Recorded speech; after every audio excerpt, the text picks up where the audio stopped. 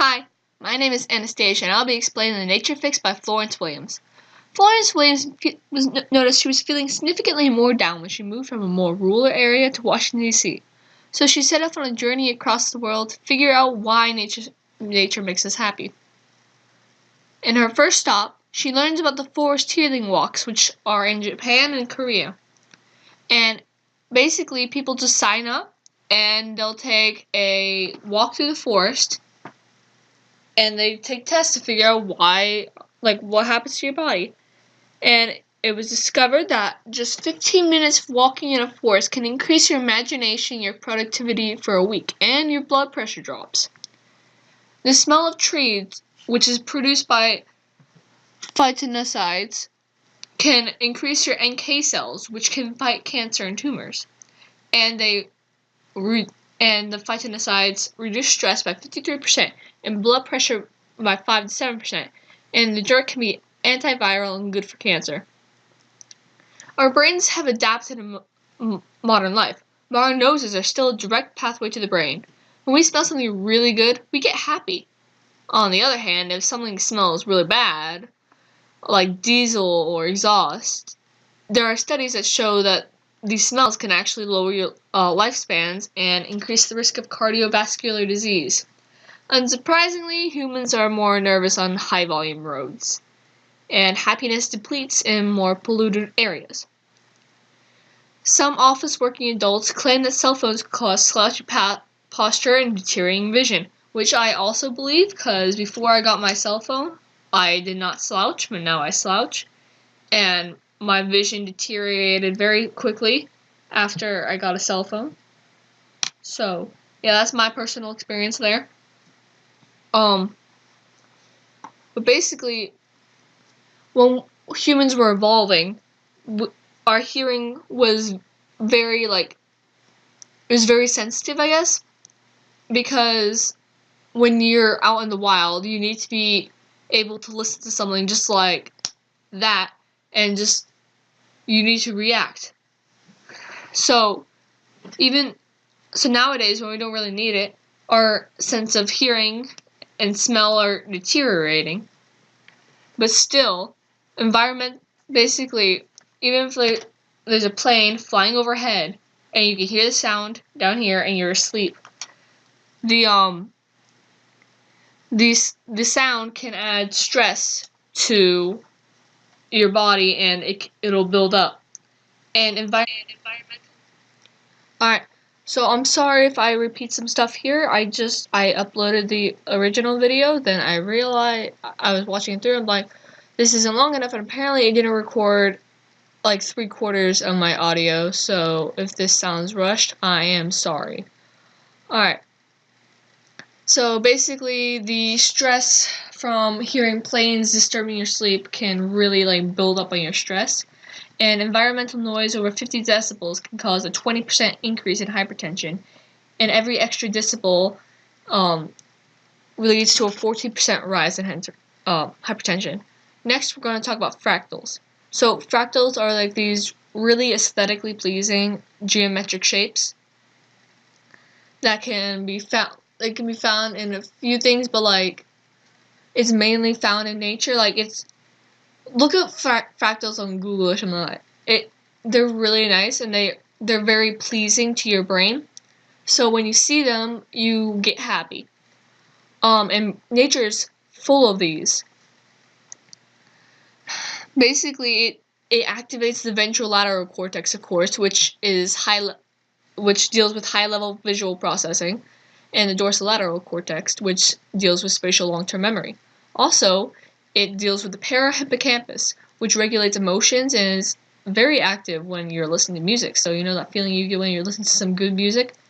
That's what's happening. Your parahippocampus has been activated. Also, nature can be used to help people who are in severe mental stress, such as severe depression or anxiety. And there's this one program that people can take, and it helps. It gets you outside, and you can basically do whatever you want. But it's mainly reserved for people who are severely overworked. But basically, patients who go through it have a 20% decrease in symptoms afterwards, and it lasts.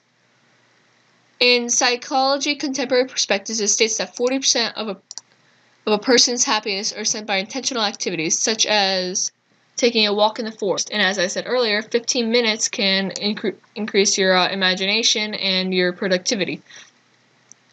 And it also involves socializing with others. There are several programs such as Outward Bound, which includes both. You could spend some time in nature, but you'll also be socializing with other people. And socializing is very important to development.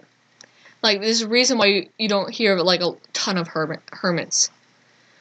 But the thing is, in prisons, a lot of prisoners don't get much time outside in nature, especially when they're in solitary confinement. And seeing as a significant portion of individuals who go to prison suffer from mental illness in the first place is very concerning. Prisons that incorporate some kind of nature into prisons, even television screens with National Geographic on in like the gym room, they see significant improvements in inmates' behaviors. Nature helps with how you view the world. Like, you'll be less stressed. Like, you'll realize everything is bigger than you. Nature has been here before you, and it'll be here after you. You shouldn't worry so much. And let's change subject a little bit. So people with PTSD, they are very susceptible to a lot of problems. They're more likely to die younger. They're more likely to have substance abuse issues. They're more likely to commit suicide. There's a lot of things they're more susceptible to.